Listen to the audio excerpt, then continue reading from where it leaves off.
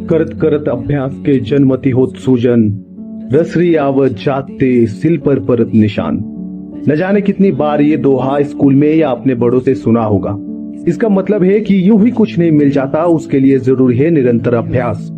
और अगर अभ्यास है तो फिर ऐसा हो ही नहीं सकता कि जो तुम चाहते हो वो तुम्हें ना मिले, क्योंकि एक रस्सी तक जब पत्थर पे निशान डाल सकती है तो हमारे लिए कुछ भी नामुमकिन नहीं है।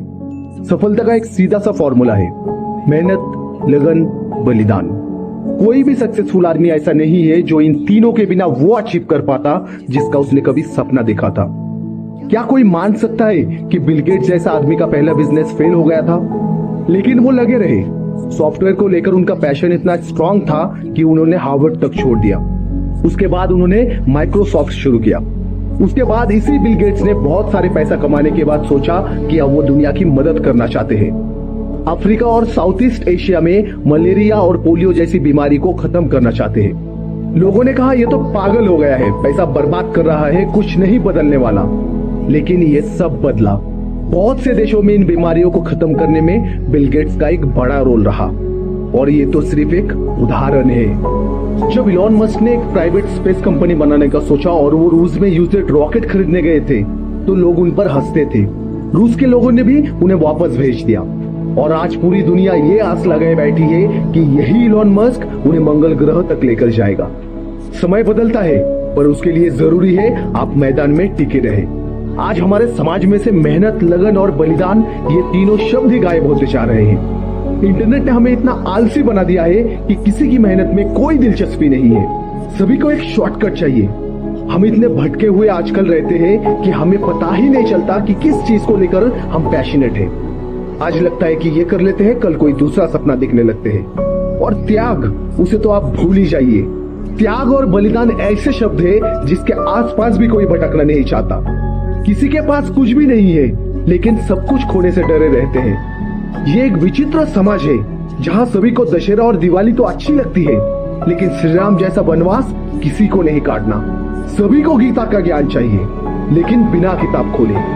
आराम तो दुनिया में सभी चाहते हैं। लोहार भी चाहता होगा कि मेरी एक चोट से लोहा आकार में आ जाए, लेकिन ऐसा मुमकिन तो नहीं है ना।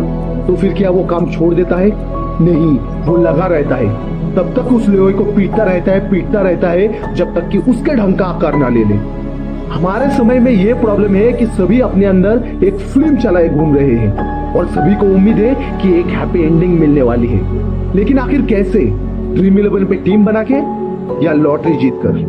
किसी के पास इसका जवाब नहीं है, लेकिन सब एक अजीब से आत्मविश्वास से भरे हुए हैं, जैसे पृथ्वी और संसार का निर्माण इन्हीं लोगों के लिए हुआ है।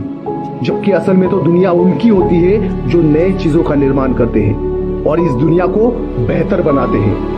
इस दुनिया में ऐसे कितने लोग होंगे जो बोर होते हुए ये सोचते होंगे कि क्यों ना इंटरनेट पर आज कोडिंग सीख ली जाए। कुछ नहीं होगा तो कम से कम अगली बार जब बोर होने वाली स्थिति होगी तो अपने लिए ही कोई गेम बना लूंगा। आखिर ये भूख हमारे अंदर से कहाँ चली गई? हम तो वो सभ्यता थे जो सूरज की दूरी को नापा करते थे, शायद इसलिए क्योंकि हमारे पूर्वजों ने वहां तक पहुंचने का एक दिन सपना देखा होगा। और एक हम हैं जो घर में पर्दे लगाकर बैठे हैं ताकि गलती से भी याद ना आ जाए कि हमने खुद के लिए क्या ख्वाब देखे थे। क्योंकि ऐसा होगा तो बुरा लगेगा, रिग्रेट होगा, फिर मेहनत करनी होगी, जिससे हम तो बहुत डरते हैं। आखिर कब तक हम अपने आलस से, अपने सपनों से भागते रहेंगे? कभी तो वो समय आएगा जब और ज्यादा बैठा नहीं जा सकेगा, या फिर बैठने का ऑप्शन ही नहीं होगा, क्योंकि हालत आपको उठने पर मजबूर कर देगा।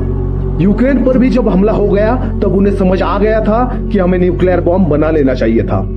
और जब ये समझ आ गया तो ना ही उनके पास वक्त है और ना ही उनका यह हालत है कि वो अब इस दिशा में आगे बढ़ सके।